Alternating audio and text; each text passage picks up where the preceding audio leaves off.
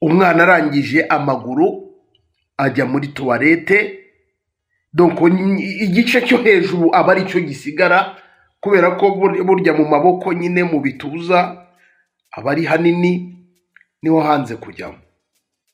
Ariko muri uku kwinjiza uyu mwana muri iyi tuwarete, umwana yariho ahamagara mama we, arira ahamagara mama we ati mama mama, nyine nawe byumve umwana nyine uri guhamagara mama we. N'amakuru y'inshamugongo, amakuru ababaje cyane, ngira ngo nkuko uriho urareba kuri iyo screen, uri kureba umukobwa wambaye amapingu.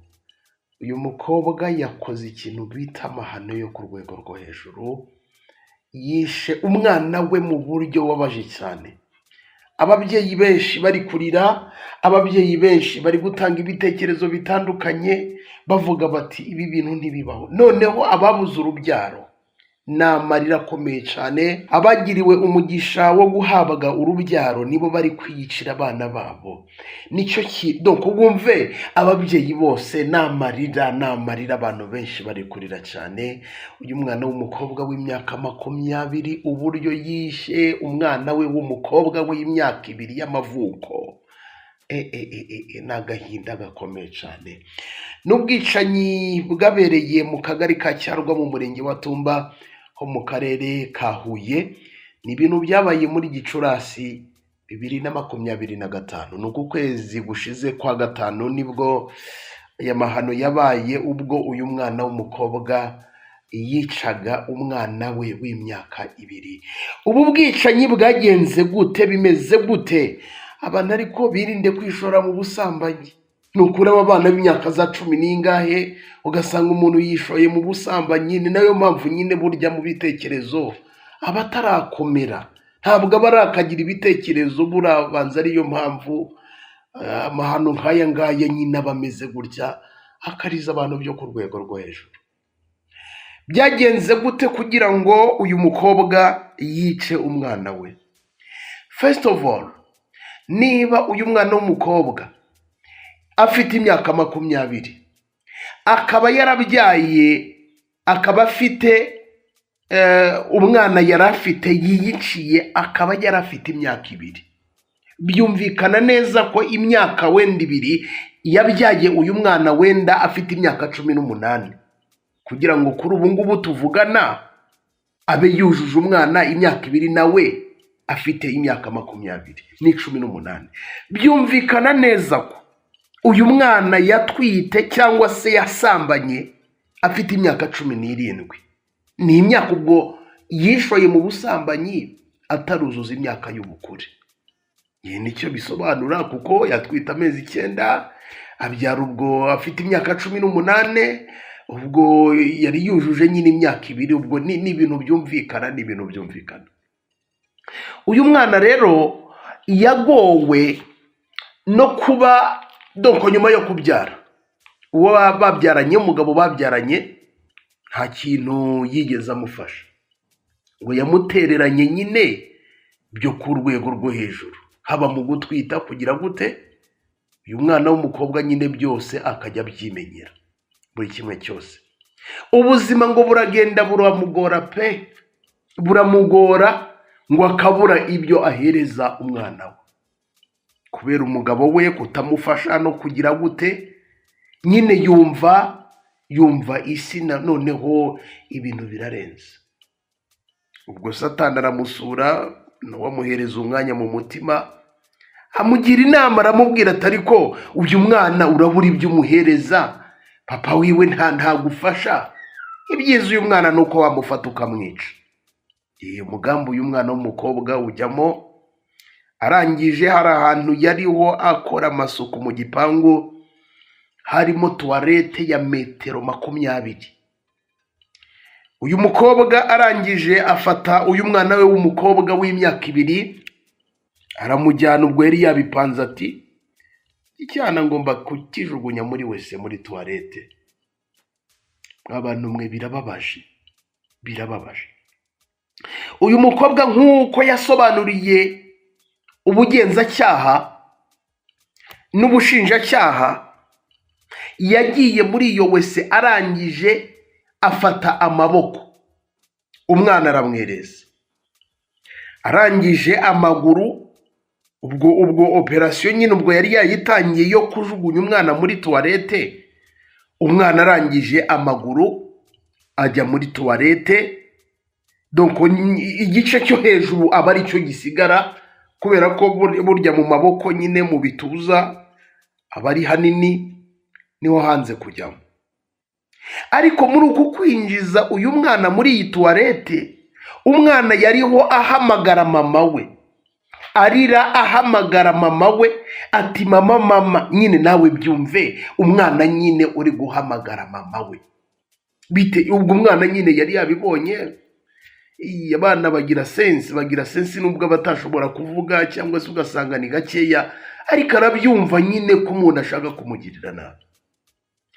Amutsindagira muri wese, arangije akandagira ku mutwe kugira ngo umwana akwirwe muri wese. Niko umwana akomeza gutabaza, umwana akomeza kuvuza induru, akomeza guhamagara mama. Ubwo uwo yari yizeyeho ubutabazi ari we mama we, niwe wari uri kumukorera icyo gikorwa.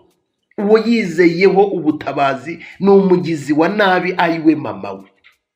Umwana amanuka muri wese, atsindagiza ukuguru, aratsindagira ku mutwe, ajugunya muri wese. Nk'abantu mwe, hari abantu bari kuvuga bati rwose kuva twabaho nibwo twakumva umubyeyi umeze gutya. Abandi bati kuva nagera ku isi nibwo amakuru ameze gutya nayumva, umuntu akiyicira umwana we byakakage nibyo kuri uru rwego. Ati rwose nibwo twabyumva. Kuko wa mugani nawe kurura umwana uburyo yamanutse muri tuwarete ahamagara ati mama mama, areba umubyeyi we mu maso, areba uwamubyaye mu maso. Umubyeyi wamubyaye nta mpuhwe, aramanura muri tuwarete agatsindagira, akagira gute. Umwana agera muri tuwarete acyabira, apfa mama we. Yumva nawe byumve, n'umutima. Ari ukuntu abantu babeshya ngo inyamaswa ngo zigira ngo umutima mubi. Burya inyamaswa mbi ubanza ari umuntu ni inyamaswa mbi, ni inyamaswa mbi itabaho. Abantu b'iki gihe nta mbabazi bakigira. N'umwana wawe, umwana wagiriye ku gise, ukajya ku gise, igise kiraryana. Ndi umugabo ariko ndabizi ko igise nyine kiraryana, igise kiraryana, kubera ko ni ubuhamya bwinshi ababyeyi batangaza bavuga bati mu by'ukuri aba ari ububabare umuntu aba atarigeze agira mu buzima, ati biba birenze byo ku rwego rwo hejuru. Ariko ngo iyo bamaze kubyara buhita bugenda. Ariko se uko kugenda byakwibagiza igise wagiriye ku mwana wawe, ku rwego umwana umufata ugatsindagira muri wese, umutwe umwana ari warakureba yarize, ntunagire impuhwe basi. Nk'abantu mwe birababaje cyane. Uyu mukobwa abatsindagiye uyu mwana we muri wese kubera ko umugabo wamuteye inda nta kintu amufasha, ubuzima ngo bumugoye. Aravuga ati mu by'ukuri nyamaze uyu mwana amukizemo, ngiye basi nkihigira njyenyine byakunda. Ariko se kari cyo abantu bari no gukomeza kugarukaho, buriya uyu mwanzuro niba umuntu byibura abuze icyo agaburira umwana, uwo mwabyaranye yaragusize nta kintu agufasha, none byibura umwana basi ntiwamujyana mu rusengero basi ukaza kumutoroka, cyangwa se ukaba wamushyira ahantu nyine ukigendera nyine basi agafatwa n'abagira neza. Kuko kuri ubu ngubu hari abantu bakeneye abana bo kurera, hari abantu babuze imbyaro bakeneye abana, byibura uwo yakwita nyine umwana we yamwitaho, baza akavuga umwana kuba ndi iruhande. Hari abantu benshi babakeneye, sibye no kuvuga ngo ugasanga umuntu wenda ngo yabuze urubyaro. Hari n'abantu babyaye bakeneye abana bo kurera, kamushyiraho ngaho. Abana bagiye bakura muri ubwo buzima, agakura ugasanga yibeshejeho ameze neza. Donc wumve iki cyemezo cy'uyu mwana w'umukobwa cyakuye umutima abantu, kuko ubwe niwe wabyisobanuriye mu rukiko ubwo yaburanaga. ariko iki cyaha kiramutse kimuhamye yafungwa burundu. Hari n'abari kuvuga bati nawe bamugira gutyo yumve ukuntu umwana we yamwisha mureba mu maso uko byari bimeze. Wumve birababaje cyane, umwana yapfuye gutyo afira muri wese muri ubwo buryo ari mama wumutayemo. Hanyuma inzego z'ubutabazi zarahageze kugira ngo zirohore uyu mwana, kubera ko bumvise urusaku, bumva ibyabaye. Uyu mugore atabwa muri yombi, uyu mukobwa atabwa muri yombi, ariko uyu mwana bamukuyemo yamaze gushira mu mwuka, yamaze gupfa. Namva tuwarete nyine, tuwarete ya metero 20. Abantu mwe birababaje cyane. Bimwe mu bitekerezo biri gukomeza gutangwa kuri aya makuru, wagize ati aho natangiriye kumva inkuru z'abicana nibwo numvise inkuru ngakuka umutima. Ibaze nk'uwo mwana kweri basi yamuta mu nzira, nta kabuza yari kuzabaho, ariko uyu mukobwa si umuntu, ni igikoko. Hari undi wagize ati kereka nawe mutayemo nawe jyano cyo wakoze icyaha nk'iki cy'indengakamere kirimo ubugoryi buvanze n'ubugome, yagakwiriye guhanishwa igihano gisa n'icyo yakoze, ahubwo ndetse igihano kikanikuba. Hari undi wagize ati ubu nanjye ndi kureba ko inyamaswa mbi ari umuntu. Ati nta nyamaswa yakora ibyo uretse umuntu. Ati ubusanga inyamaswa zikunda utwana twazo ndetse n'abazikomokaho, ariko nukuri birababaje cyane. Undi yagize ati ni danje nawe ubwe afite ikibazo mu mutwe, si gusa umwana w'umuntu ni ikintu gikomeye. Umwana nicyo kintu wemera ukanambaho, ariko uyu si umubyeyi ni ikindi kintu.